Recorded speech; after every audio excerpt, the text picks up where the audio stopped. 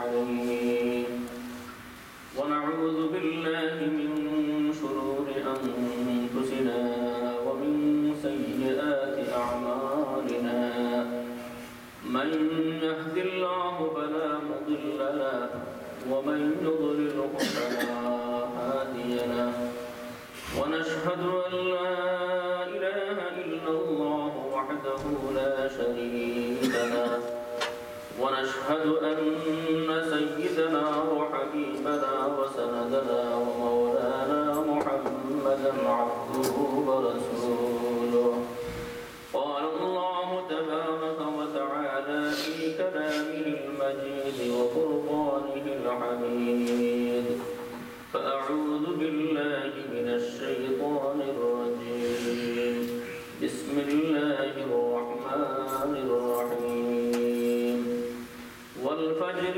وليال العشر والشفع والوتر وقال النبي صلى الله عليه وسلم من رأى هلال ذي الحجة وأراد أن يضحي فلا يأخذن من شعره ولا من أظفاره أو كما قال عليه الصلاة والسلام وقال النبي صلى الله عليه وسلم من صلى علي واحدة صلى الله عليه عشرا صلى الله على سيدنا ومولانا محمد وعلى آله وأصحابه وسلم صلى الله على سيدنا ومولانا محمد وعلى آله وأصحابه وسلم সম্মানিত হাজিরিন আজকে যুলকাদা মাসের 27তম তারিখ চলছে আর মাত্র 2-3 দিন পরেই যুলহিজ্জা মাস শুরু হবে এই যুলহিজ্জা মাসের গুরুত্ব এবং ফজিলত সম্পর্কে আজকের আলোচনা আল্লাহ তাবারক ওয়া তাআলা প্রতিদিন প্রতি মাস এবং প্রতি ঘন্টা প্রতি সেকেন্ড সবই তো আল্লাহ সৃষ্টি করেছেন কিন্তু এরপরেও কিছু দিনের মর্যাদা স্পেশাল রয়েছে কিছু রাত্রের মর্যাদা স্পেশাল রয়েছে এই স্পেশাল দিন এবং রাত্রের মধ্যে অন্যতম দিন এবং রাত্রি হচ্ছে যুলহিজ্জা মাসের প্রথম 10 দিনের দিন এবং রাত আল্লাহ তাবারক ওয়া তাআলা সূরা আল ফজরের প্রথম আয়াতে 10 রাত্রির কসম খেয়েছেন আল্লাহ তাবারক ওয়া তাআলা যেহেতু আমাদের সৃষ্টিকর্তা এবং আমাদের রিজকদাতা আমাদের পালনকর্তা সুতরাং আমাদেরকে কোনো কিছু বোঝানোর জন্য বা আমাদেরকে বিশ্বাস দেওয়ানোর জন্য আল্লাহ তাবারক ওয়া তাআলা কসম খাওয়ার কোনো প্রয়োজন নাই আপনারা কি মনে করেন কিন্তু এরপরেও যদি আল্লাহ তাবারক ওয়া তাআলা কোথাও কসম খান শপথ করেন কোনো বস্তুকে উল্লেখ করিয়া তখন ওই বস্তুর ওই জিনিসের দাম বহুগুণে বৃদ্ধি হয়ে যায় কোরআনে আল্লাহ এক জায়গায় শপথ করেছেন তিন ওয়া জাইতুন তিন এবং জাইতুন দুই ফলের কসম খাইয়া আল্লাহ শপথ করেছেন সুতরাং মানুষের কাছে এই তিন এবং জাইতুন দুই ফলের মর্যাদা অনেক বেশি আমরা অনেকেই জৈতুন ফল চিনি কিন্তু তিন চিনি না কিন্তু গতদিন আমি দেখলাম একদম পাই ফেসবুকে তিন ফল যেটা ওইটার একটা পিকচার ফেসবুকে দিয়েছেন এবং মানুষ সেটাকে দেখার জন্য আগ্রহ হয়ে লাইক কমেন্ট করে দিচ্ছে কারণ কোরআনে আল্লাহ যে বস্তুর শপথ খেয়েছেন নিশ্চয়ই এই বস্তুর মর্যাদা অনেক অনেক বেশি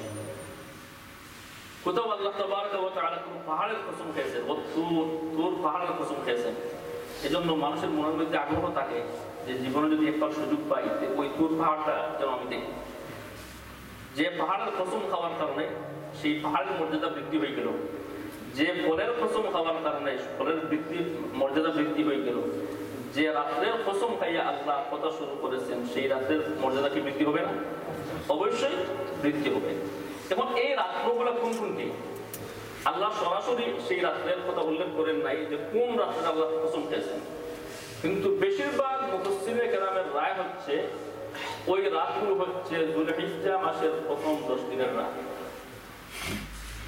এই 10 রাত্রির কসম খেয়ে আল্লাহ কথা শুরু করেছেন তার সাকুটে বিভিন্ন হাদিসও পাওয়া যায় আল্লাহর রাসূল সাল্লাল্লাহু আলাইহি ওয়াসাল্লাম এই 10 দিনের এবং এই 10 রাত্রির ফজিলত সম্পর্কে অনেক হাদিস বর্ণনা করেছেন। তিরমিজি এবং ইবনে মাজাহ মধ্যে এসেছে, হযরত আবু হুরায়রা রাদিয়াল্লাহু আনহু বলেন যে আল্লাহর রাসূল সাল্লাল্লাহু আলাইহি ওয়াসাল্লাম বলেছেন যে আল্লাহর কাছে এই 10 দিনের ইবাদতের চাইতে বেশি প্রিয় আর কোনো ইবাদত নেই। অর্থাৎ এই 10 দিনের ইবাদত আল্লাহর চাইতে সবচেয়ে বেশি প্রিয়। সাথে আল্লাহর রাসূল বলেন যে এই 10 দিনের প্রতি এক দিনের রোজা এক বছরের রোজার সমপরিমাণ সওয়াব, এবং প্রতি এক রাত্রির ইবাদত শুবে কদরের ইবাদতের সমপরিমাণ সওয়াব।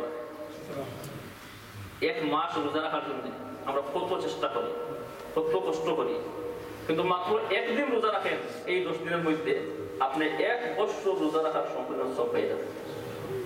মাত্র এক রাত আপনি ইবাদত করেন, শবে কদর বাইকে ঢুকলে যতটুকু সওয়াব পাইতেন তার সমপরিমাণ সওয়াব পাবেন। শবে কদরের ফজিলত কতটুকু? খায়রুম মিন আলফি শাহর, হাজার মাসের চাইতে আরো উত্তম। অর্থাৎ কোনো মানুষ যদি এক শবে কদর ইবাদত করে তাহলে হাজার মাসে ইবাদত করলে যতটুকু সওয়াব পাওয়ার কথা তার সম্পূর্ণ সওয়াব পাবে।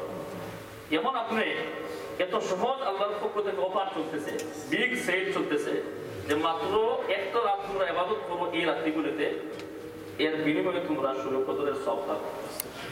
এই দিন সম্পর্কে আমরা অনেকেই অজ্ঞ, আমাদের এই দিন সম্পর্কে জ্ঞান নাই, এজন্য হেলায় চুলায় আমাদের এই দিনগুলো চলে যায়। আম্মা জান হযরত হাফসা রাদিয়াল্লাহু আনহা বলেন যে আল্লাহর রাসূল সাল্লাল্লাহু আলাইহি ওয়াসাল্লাম এই 10 দিনের প্রথম 9 দিন 1 থেকে নিয়ে 9 তারিখ পর্যন্ত আল্লাহর রাসূল সাল্লাল্লাহু আলাইহি ওয়াসাল্লাম রোজা রাখতেন। 10 তারিখ তো রোজা রাখা যাবে না, যেহেতু ঈদের দিন, এজন্য এই দিনের ফজিলত যদিও আছে কিন্তু রোজা রাখা ওই দিনে নিষিদ্ধ। যদি কোনো মানুষ ওই দিনে রোজা রাখে সব তো পাওয়ার দূরের কথা, উল্টা সে শাস্তি পাবে গুনাহ। 1 তারিখ থেকে নিয়ে 9 তারিখ পর্যন্ত রোজা রাখার নির্দেশ এসেছে, আল্লাহর রাসূল এবার আসছেন। হযরত আব্দুল্লাহ ইবনে উমর রাদিয়াল্লাহু আনহু বর্ণনা করেন যে আল্লাহর রাসূল সাল্লাল্লাহু আলাইহি ওয়াসাল্লাম বলেছেন যে এই দিনের ইবাদতের যে ওজন আল্লাহ তাবারাক ওয়া তাআলার কাছে এই দিনগুলোর ইবাদতের ওজন অন্যান্য যে কোনো দিনের চাইতে বেশি, এবং এই দিনের ইবাদত আল্লাহ তাবারাক ওয়া তাআলার কাছে অন্যান্য যে কোনো দিনের চাইতে বেশি। সুতরাং তোমরা বেশি করে এই দিনগুলোতে লা ইলাহা ইল্লাল্লাহ, সুবহানাল্লাহ, আলহামদুলিল্লাহ এবং আল্লাহু আকবার বেশি বেশি করে তোমরা পাঠ করো। তাহলে এই হাদিস অনুযায়ী এই দিনগুলোতে পালন করার জন্য স্পেশাল একটা আমল পাইলাম। কি আমল সেটা?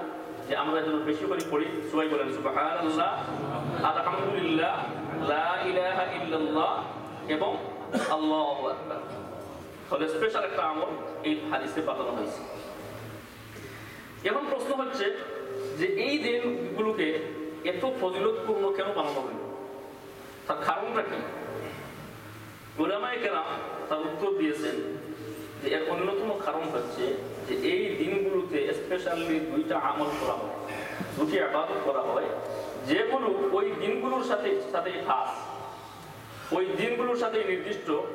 বছরের অন্য কোনো দিন যদি মানুষ ওই আমলগুলো করে তাহলে তা গ্রহণযোগ্য হবে না। তোর মধ্যে একটা আমল হচ্ছে হজ। আমরা যে হজ করি এই দিনগুলোতেই হজ শুরু হয়। 8 তারিখ থেকে হজ শুরু হইয়া 12 তারিখ অথবা 13 তারিখ পর্যন্ত হজের কার্যক্রম শেষ হয়ে যায়। যেহেতু আল্লাহ তাবারাক ওয়া তাআলা ইসলামের 5টি স্তম্ভের মধ্যে অন্যতম একটি স্তম্ভ পালন করার জন্য ওই দিনগুলোকেই নির্দিষ্ট করেছেন। মানুষ যদি বছরের অন্য কোনো দিন কাবা শরীফকে তওয়াফ করে, ফজরে আসরে চুমন খায়, শয়তানকে পাথর নিক্ষেপ করে, তাহলে হজ হিসেবে গণ্য হবে। হজ হিসেবে গণ্য হইতে হইলে ওই দিনগুলোকেই তার এই ইবাদত করতে হবে। যেহেতু আল্লাহ তাবারাক ওয়া তাআলা অত্যন্ত গুরুত্বপূর্ণ একটি ইবাদতের জন্য এই দিনগুলোকে নির্দিষ্ট করেছেন, এজন্য আল্লাহর কাছে এই দিনগুলোর মর্যাদা অনেক অনেক বেশি। আর আরেকটা ইবাদত সেটাও ওই দিনগুলোতে পালন করা হয়, যেমন 10, 11 এবং 12 তারিখ। এই মাসের 10, 11 এবং 12 তারিখকে আল্লাহ নির্দিষ্ট করেছেন কুরবানি দেওয়ার জন্য। যদি অন্য মাসে মানুষ কুরবানি দিয়ে গরু জবাই করে, ছাগল জবাই করে, বিসমিল্লাহ পাঠ করিয়া আল্লাহর নাম লইয়া জবাই করে, তাহলে সেটার গোশত হালাল হিসেবে গণ্য হবে, কিন্তু কুরবানি হিসেবে গণ্য হবে। কোরবানি হিসেবে গণ্য হইতে হইলে ওই 3 দিনের যে কোনো একদিন সেই কাজটা করতে হবে। তাহলে হজ এবং কোরবানি দুই ইবাদতের জন্য আল্লাহ তাবারক ওয়া তাআলা এই দিনগুলোকে নির্দিষ্ট করেছেন। এতেই ইঙ্গিত করে যে এই দিনগুলোর ফজিলত আল্লাহ তাবারক ওয়া তাআলার কাছে অনেক অনেক বেশি। হজ কোরবানি সম্পর্কে আগামী সপ্তাহে আমরা আলোচনা করব। জাস্ট একটা ইঙ্গিত দিচ্ছি যে কোরবানি একটি গুরুত্বপূর্ণ ইবাদত, যে কোরবানির মাধ্যমে আল্লাহ তাবারক ওয়া তাআলার নৈকট্য লাভ হয়। কিন্তু আজকে এই কোরবানিটাও দুর্নীতিমুক্ত নয়। দেখেন আমাদের বাংলাদেশে এই কোরবানির পশুর মধ্যে ইনজেকশন দিয়া তাকে ফুলাইয়া পাপাইয়া মার্কেটিং এ বিক্রি করা হচ্ছে। এইভাবে কৃত্রিম পর্যায়ে কৃত্রিম পন্থা অবলম্বন করিয়া যদি গরুকে ফুলানো হয়, ফাঁপানো হয়, তাহলে মানুষের বডির মধ্যে মারাত্মক জীবাণু ঢুকবে, বিষাক্ত জীবাণু ঢুকবে, যে বিষাক্ত জীবাণুর মাধ্যমে মানুষ মারাও যেতে পারে, অত্যন্ত ক্ষতিকর। কিন্তু একটা ইবাদতকেও আজকে মানুষ দুর্নীতিমুক্ত করতে পারলো না, আজকে লালচের এবং লোভের ঊর্ধ্বে রাখতে পারলো না। গরু মহিষকে ইনজেকশন দিয়া এই কোরবানির মতো গুরুত্বপূর্ণ ইবাদতকে মানুষ নষ্ট করে ফেলতেছে। আমার তো ভয় লাগে। আল্লাহ কোরআনে বলেছেন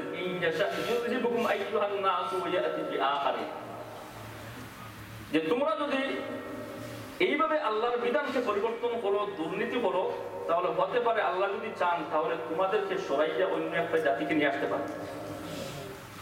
আমরা যেভাবে দুর্নীতিতে লিপ্ত হয়েছি, হজ, কোরবানি, ঈদ কোনটাই আমাদের দুর্নীতির বাইরে নয়। আমার ভয় লাগে যে বাংলাদেশের মানুষের উপর কোন নাকি আল্লাহ গজব দিয়ে দেন এবং এই জাতিকে ধ্বংস করিয়ে আর একটা জাতিকে নিয়ে আসেন। এজন্য এই বিষয়গুলো থেকে আমরা হেফাজত থাকতে হবে। আমরা যেন এই বিষয়গুলোকে মানুষের কাছে পৌঁছাই, মানুষকে বুঝিবার চেষ্টা করি। ভাই সারাদিন হয়তো তুমি পয়সা কামাইতেছো, গোটা জীবন হয়তো পয়সার পিছনে আসো, কমপক্ষে এই বিষয়গুলোকে দুর্নীতির বাইরে রাখো, লোক লালসের বাইরে রাখো, মানুষগুলোকে বাঁচতে দাও এবং মানুষের গুরুত্বপূর্ণ ইবাদতকে যাতে সঠিকভাবে মানুষ আদায় করতে পারে সেই সুযোগটা করে দেয়। যাই হোক, আজকের আমাদের সেই বিষয়ে আলোচনা নয়, আমরা সামনের সপ্তাহে ইনশাআল্লাহ আলোচনা করবো। এরপরে আল্লাহ রাসূল বলে এই মাসের চাঁদ যখন দেখা হয়, চাঁদ দেখার পরে যে ব্যক্তির রোজা রাখার ইরাদা আছে, কুরবানি করার ইরাদা আছে, যে ব্যক্তি কুরবানি করবে মনস্থ করেছে, সে যেন চুল এবং নখ না কাটে। মান রাআ হিলাল যিল হিজ্জাতি ওয়া আরাদা আন ইউযহিয়া ফালা ইয়াখুযান্না মিন শা'রিহি ওয়ালা মিন আযফারিহি। যে ব্যক্তি যুলহিজ্জা মাসের চাঁদ দেখলো আর চাঁদ দেখার পরে তার ওই মাসে কুরবানি করার ইরাদা আছে, সে যেন তার নখ এবং চুল না কাটে। তাহলে এই হাদিসটা আমরা পাইলাম, যারা আমরা কুরবানি দিব, আমরা চাঁদ দেখার সাথে সাথে যে একেবারে কুরবানি করার আগ পর্যন্ত যাতে চুল এবং নখ না কাটে। সেজন্য এই মাসকে ফলো করতে হবে। মাস কখন শুরু হবে? খুব সম্ভবত এই মাস শুরু হবে সোমবারে। তো সোমবারে যদি শুরু হয়, আপনি রবিবারে মুখ শেভ করেন, চুলকে চাটো করেন এবং মুখ কেটে ফেলেন, তখন ইনশাল্লাহ 9-10 দিন সহজেই চলে যাবে। এর আগে যদি আপনি খেয়াল না করেন তাহলে নখ লম্বা হয়ে যাবে, চুল লম্বা হয়ে যাবে, তখন আপনার জন্য অসুবিধা হবে। এই জন্য এটা আগ থেকে একটু খেয়াল রাখবেন। প্রশ্ন হচ্ছে যে এই নখ না কাটা আর চুল না কাটার মধ্যে কি হিকমত রয়েছে? কেন আল্লাহ রাসূল এই নির্দেশ দিলেন? উলামায়ে কেরাম বলেন, দেখেন এই মাসে যারা হজে যায়, যারা হজ পালন করে, তাদের জন্য নখ কাটা, চুল চাটো করা, শেভ করা, মাথা ঢাকা, পা ঢাকা, আরো অনেকগুলো বিষয় আছে যেগুলো সম্পূর্ণভাবে হারাম। যেমন ইহরাম বাঁধার পরে তাদের জন্য এগুলো এলাউড নয়। কারণ আল্লাহ তাবারক ওয়া তাআলা চান যে হজে মানুষ যখন যাবে তখন সে পাগলের বেশ ধারণ করবে। মানুষ বিভিন্ন সময় পাগলের বেশ ধারণ করে, প্রেমিকাকে পাওয়ার জন্য পাগলের বেশ ধারণ করে, সুনাম খ্যাতি অর্জন করার জন্য পাগলের বেশ ধারণ করে, কত পীর, লঙ্গরসা, তালাশা, আরো কত কিছু। এই যে তারা বিভিন্ন রূপ ধারণ করে, এর অর্থ হচ্ছে পয়সা কামানো, ইজ্জত কামানো, এগুলোর জন্য। আল্লাহ তাবারক ওয়া তাআলা চান, হে বান্দা, তুমি তোমার প্রেমিকাকে পাওয়ার জন্য নয়, টাকা পয়সা পাওয়ার জন্য নয়, ইজ্জতকে পাওয়ার জন্য নয়, বরঞ্চ আমি আল্লাহকে খুশি করার জন্য তুমি আমার পাগল হয়ে যাও। তুমি যদি প্রকৃতপক্ষে আমার পাগল হয়ে যেতে পারো, তাহলে আমি তোমাকে এমন পুরস্কৃত করব যে তুমি মার ঘর থেকে জন্ম হওয়ার সময় যেভাবে ছিলে সেভাবে আমি তোমাকে ফিরাইয়া সম্পূর্ণ গুনাহ মুক্ত করে আবার ঘরে পৌঁছে। এজন্য হুজ্জাজে কেরাম যারা, তারা তো ওই বেশ ধারণ করতেছেন, আমরা তো সেই বেশ ধারণ করার সুযোগ আমাদের নাই, যেহেতু আমরা হজে যাচ্ছি না। আল্লাহ রসুল ওদের সাথে একটু মিলাইবার সুযোগ করে দিলেন। তারাও নখ কাটতেছে না, চুল কাটতেছে না, তুমিও তাদের সাথে মিলার জন্য এই 9টা দিন তুমি নখ কাটিও না, চুল কাটিও না। হতে পারে আল্লাহ তাবারাক ওয়া তাআলা রহমতের জোশ মারবে, যেহেতু আমার বান্দা ওদের নমুনা ধারণ করছে, ওদের মতো হয়ে গেছে, আমি ওদেরকে মাফ করে দিব, এদেরকে কেন আমি মাফ করে দিব না?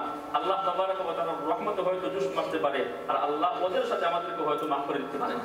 এজন্য আল্লাহ রাসূল সেই বেশ ধারণ করার জন্য বলেছেন।